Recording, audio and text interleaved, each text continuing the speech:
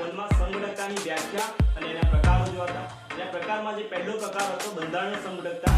બંધારણીય સંગઠકતામાં બે પ્રકાર આપણે જોયા હતા પાર્ટ 1 માં। એક હતો શૃંખલા સંગઠકતા અને બીજો હતો સ્થાન સંગઠકતા।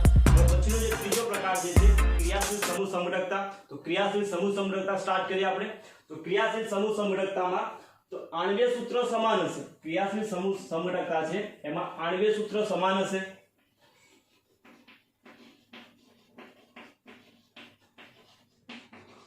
આણ્વીય સૂત્ર સમાન હોય પરંતુ બંધારણીય સૂત્ર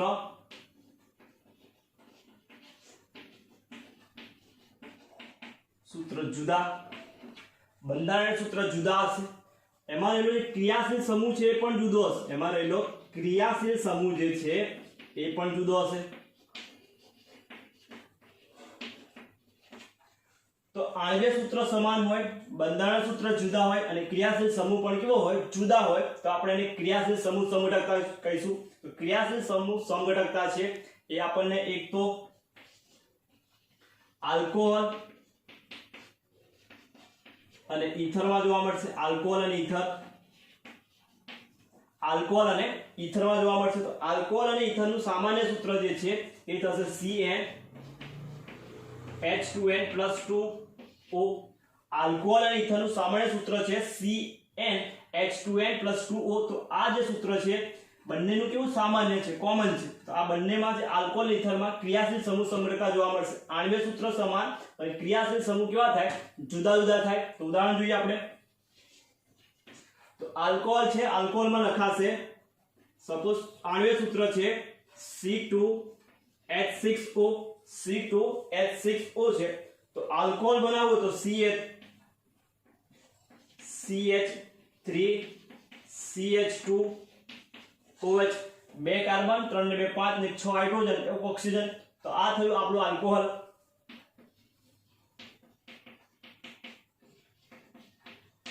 આલ્કોહોલ મળ્યો આપણને।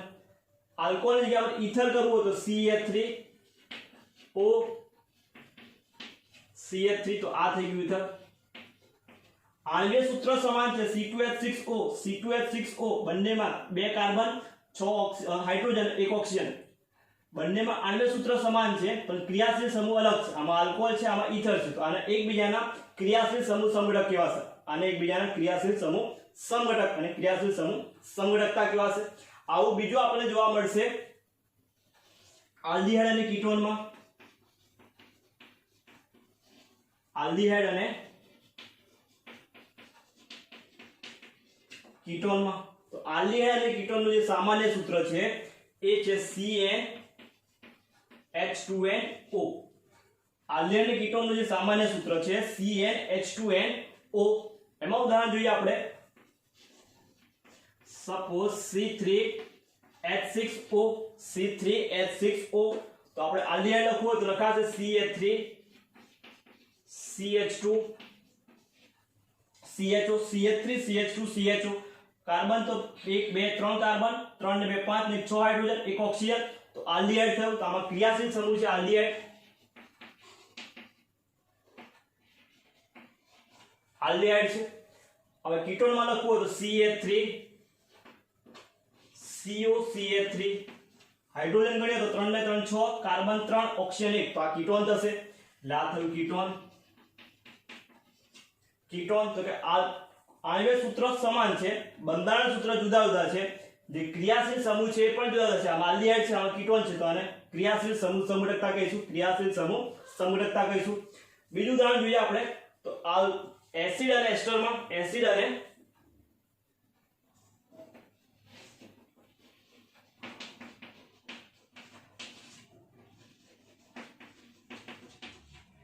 અને એસ્ટરમાં તો એસિડ અને એસ્ટરનું સામાન્ય સૂત્ર થશે CnH2nO2 CnH2nO2। તો એસિડમાં જોઈએ આપણું ઉદાહરણ સપોઝ કે આણ્વીય સૂત્ર છે C3H6O2 C3H6O2 છે આપણું આણ્વીય સૂત્ર છે। તો હવે એનું એસિડમાં લખવું હોય તો લખાશે CA3 CH2 COOH। તો ક્રિયાશીલ સમૂહ થશે આ સંયોજનમાં એસિડ। આ સંયોજનમાં ક્રિયાશીલ સમૂહ જોવા મળ્યો આપણને એસિડ। એસ્ટરમાં લખવું હોય તો લખાશે CA3 COO CH3 CH3 C double O hydrogen 3 hydrogen 3 ને 3 6 કાર્બન 3 ઓક્સિજન 2 તો આણ્વિક સૂત્ર સમાન છે પણ ક્રિયાશીલ સમૂહ જે છે એ બંનેમાં અલગ અલગ છે તો એને આપણે ક્રિયાશીલ સમૂહ સમઘટક કહીશું ક્રિયાશીલ સમૂહ સમઘટક કહીશું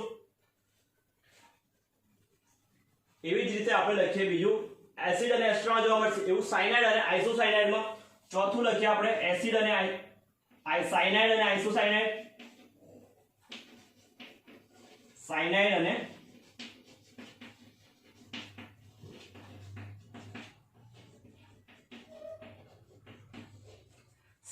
અને આઇસોસાયનાઇડ માં તો એવી રીતે આપણને સાયનાઇડ અને આઇસોસાયનાઇડ માં જોવા મળશે તો આઇસોસાયનાઇડ નું ઉદાહરણ લખીએ આપણે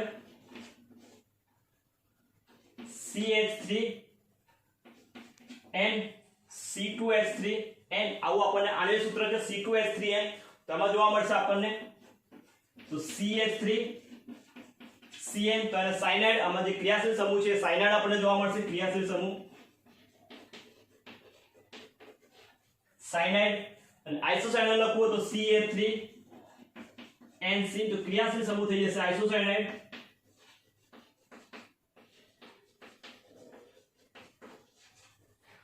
તો ક્રિયાશીલ સમૂહ છે જુદા જુદા છે જ્યારે બંધારણીય સૂત્ર અને આણ્વિક સૂત્ર જે છે એ સમાન છે જ્યારે ક્રિયાશીલ સમૂહ છે એ જુદા જુદા છે તો એને ક્રિયાશીલ સમૂહ સમઘટક કહેવાશે તો ક્રિયાશીલ સમૂહ સમઘટક ફરી એકવાર સમઘટકતા આણ્વિક સૂત્ર સમાન બંધારણ સૂત્ર જુદા ક્રિયાશીલ સમૂહ જુદા તો ઉદાહરણમાં છે alcohol ether aldehyde ketone acid ester cyanide અને આઇસોસાયનાઇડ પછીની સમઘટકતા છે મેટામેરિઝમ નંબર 4 મેટામેરિઝમ તો મેટામેરિઝમમાં યાદ રાખશું આણ્વિક સૂત્ર સમાન આણ્વિક સૂત્ર સમાન હશે બંધારણીય સૂત્ર જુદા જુદા બંધારણીય સૂત્ર જે છે એ જુદા હશે પછી યાદ રાખશું મેટામેરિઝમમાં કે ક્રિયાશીલ સમૂહ જે છે ક્રિયાશીલ સમૂહની સમૂહ સાથે જોડાયેલા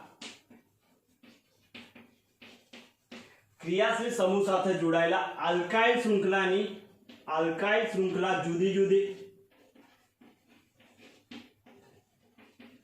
એ શૃંખલા જુદી હશે તો આ ત્રણ વસ્તુ આપણે યાદ રાખશું મેટામેરિઝમમાં આણ્વિક સૂત્ર સમાન હશે બંધારણ સૂત્ર જુદા હશે અને ક્રિયાશીલ સમૂહ સાથે જોડાયેલા જે આલ્કાઇલ શૃંખલા છે એ આલ્કાઇલ શૃંખલા કેવી હશે જુદી હશે ઉદાહરણ જોઈએ આપણે ઉદાહરણમાં લખીએ આપણે સપોઝ C5H10O C5H10O તો લખીએ Ca3 CH2 CO CH2 CH3 તો 1 2 3 4 5 કાર્બન 3 ને 2 5 3 ને 2 5 હાઇડ્રોજન એક ઓક્સિજન તો આ થયું આપણું કીટોન અને નામ લખાશે 1 2 3 4 5 5 કાર્બન પેન્ટેન 3 ઓન લખી નાખીએ તો નામ થશે પેન્ટેન અથવા પેન્ટ 3 ઓન થશે આ જ જો છો CO જે છે એ બીજા પર લાવી દઈએ તો બીજું થશે આવું CH3 CH2 CH3 તો ક્રિયાશીલ સમૂહ જે છે એની બાજુ જોડાયેલા આલ્કાઇલ શાખા છે આલ્કાઇલ શૃંખલા છે એ શૃંખલાની સંખ્યા જુદી જુદી છે આ બાજુ જે જોઈએ 2 આ બાજુ જ્યારે આ ક્રિયાશીલ સમૂહ શૃંખલા જુદી જુદી છે તો એને આપણે મેટામેરિઝમ કહેવાશે તો ક્રિયાશીલ સમૂહની આજુબાજુ જોડાયેલા જે આલ્કાઇલ શૃંખલા છે એ જુદી જુદી હોય તો એને એકબીજાના મેટામેરિઝમ કહીશું તો આનું નામ લખાશે પેન્ટ 2 1 તો આનું ઉદાહરણ થશે CH3 CH2 CO CH2 CH3 તો પેન્ટ 3 1 અને પેન્ટ 2 1 તો એકબીજાના મેટામેરિઝમ કહેવાશે એકબીજાનું મેટામેરિઝમ સમઘટકતા દર્શાવશે એવું જ બીજું ઉદાહરણ લખીએ આપણે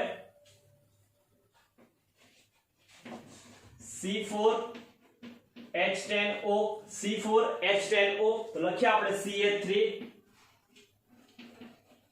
CH2O CH2 CH3 3 ને 2 5 3 ને 2 5 10 હાઇડ્રોજન 4 કાર્બન 1 ઓક્સિજન તો આ થયું આપણું ઇથોક્સી ઇથેન કેવા છે આને ઇથોક્સી ઇથેન બન્યું આ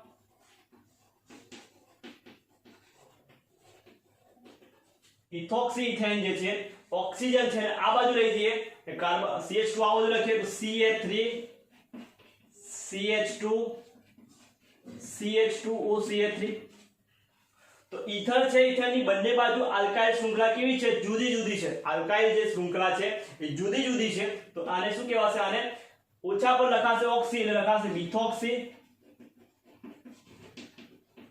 ને 3 કાર્બન છે એટલે પ્રોપેન તો મિથોક્સી પ્રોપેન તો ઇથોક્સી ઇથેન અને મિથોક્સી પ્રોપેનમાં આપણને મેટામેરિઝમ જોવા મળશે ઇથોક્સી ઇથેન અને મિથોક્સી મિથેનમાં મેટામેરિઝમ તો કે ક્રિયાશીલ સમૂહ છે એની બંને બાજુ જે કાર્બન આલ્કાઇલ શૃંખલા છે એ શૃંખલા કેવી છે જુદી જુદી છે તો આપણને ઇથોક્સી ઇથેન મિથોક્સી પ્રોપેનમાં મેટામેરિઝમ છે મેટામેરિઝમ સમરૂપતા જોવા મળશે તો આ તો આપણું મેટામેરિઝમમાં યાદ રાખવાનું છે આણ્વિક સૂત્ર સમાન બંધારણ સૂત્ર જુદા ક્રિયાશીલ સમૂહ જે છે એ ક્રિયાશીલ સમૂહ સાથે જોડાયેલી આલ્કાઇલ શૃંખલા કેવી હોય જુદી જુદી હોય જુદી હશે એટલે કે C5H10O તો CH3CO CH2CO છે CH2CH3 છે એવી જ રીતે આ બાજુ CH3 CH2CH3 ખાલી CH3 તો આલ્કાઇલ જે છે એ શૃંખલા જુદી જુદી છે બેમાં પેન્ટ 3 અને પેન્ટ 2 માં તો મેટામેરિઝમ બીજું ઉદાહરણ જોયું C4H10O તો ઇથોક્સી ઇથેન અને મિથોક્સી પ્રોપેન એકબીજાના મેટામેરિઝમ થશે સમરૂપતા દર્શાવશે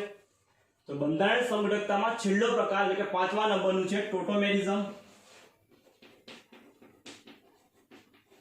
ટોટોમેરિઝમ અથવા તો એનું બીજું નામ જે છે એ છે ચલરૂપકતા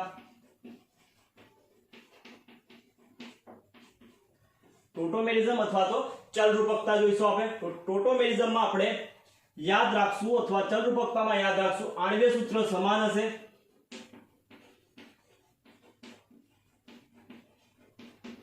આણ્વિક સૂત્ર સમાન હશે એના બંધારણીય સૂત્ર જે છે એ જુદા જુદા હશે તો બંધારણીય સૂત્ર જુદા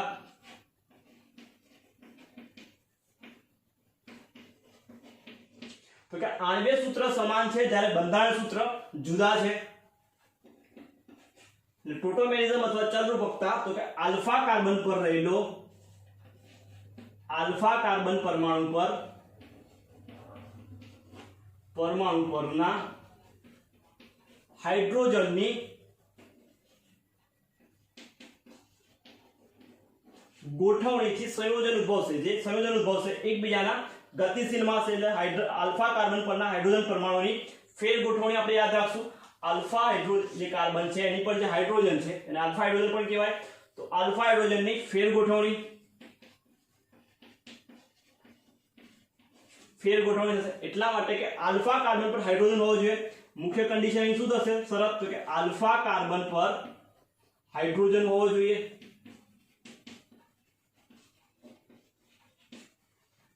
તો આ એનું આણ્વિક સૂત્ર સમાન હશે બંધારણ સૂત્ર જુદા જુદા છે આલ્ફા કાર્બન પરના હાઇડ્રોજનનું ફેર ગોઠવણી થશે એટલે કે સ્થાનાંતર થશે અને આલ્ફા કાર્બન પર હાઇડ્રોજન હોવો જોઈએ આ જે છે એની કન્ડિશન છે ઉદાહરણ જોઈએ આપણે હવે ઉદાહરણ છે આપણે ઇથેનોલ CH3 CHO તો CH3 CHO ને આવું લખાશે CH3 3 હાઇડ્રોજન અને CHO C double bond O H CH3 C double bond OH આ ક્રિયાશીલ સમૂહ છે એની બાજુનો કાર્બન છે અને આલ્ફા કાર્બન કહેવાશે આ ક્રિયાશીલ સમૂહની બાજુના કાર્બનને આપણે આલ્ફા કાર્બન કહીશું તો આ થશે આલ્ફા કાર્બન પરથી તો આ ક્રિયાશીલ સમૂહની બાજુનો કાર્બન આલ્ફા કાર્બન પરથી હાઇડ્રોજનનું સ્થાનાંતર થશે તો આલ્ફા કાર્બનનું સ્થાનાંતર કરીશું આપણે આ હાઇડ્રોજનનું સ્થાનાંતર કરીએ આપણે આ ઓક્સિજન પર તો ડબલ બોન્ડ જે છે ડબલ બોન્ડ આપણે આ કાર્બન વચ્ચે બનશે તો એ લખીએ આપણે સ્થાનાંતર તો આપણે સંયોજન જે છે આવું મળશે CH3 હતું એની જગ્યા પર CH થઈ જશે આ CH3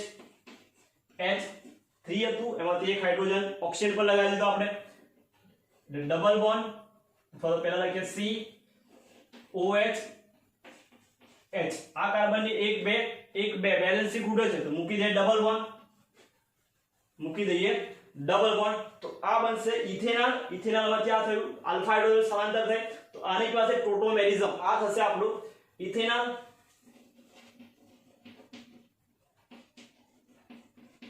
ઇથેનોલ આને કહેવાશે vinyl alcohol.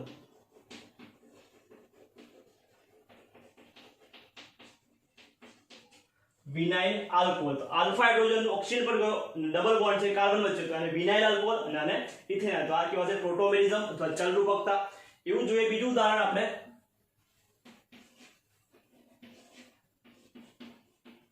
CH3 C double bond O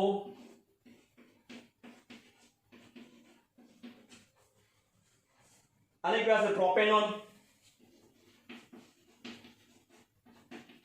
તો પ્રોપેનોનમાં આલ્ફા કાર્બન બે બાજુ છે તો આપણે આ આલ્ફા કાર્બન પર આલ્ફા કીટોન જે છે ક્રિયાશીલ સમૂહ છે એની બંને બાજુ કાર્બન છે તો બંને આલ્ફા કાર્બન થશે. તો આપણે આ આલ્ફા કાર્બન પરથી હાઇડ્રોજન છે એનું સ્થળાંતર કરીને આપણે ઓક્સિજન જોડે જોડીએ છે તો આવું કંઈક બનશે આપણું સૂત્ર. તો CH3 તો છે CH3 C double bond O હતો એની જગ્યા પર ઓક્સિજન આવી ગયો, ઓક્સિજન જોડે હાઇડ્રોજન તો COH H અને કાર્બન કાર્બન વચ્ચે ડબલ બોન્ડ, કાર્બન કાર્બન વચ્ચે ડબલ બોન્ડ. તો પ્રોપેનોન હતું, પ્રોપેનોનમાંથી propane 1 in 2 ol prop 1 in propane 1 in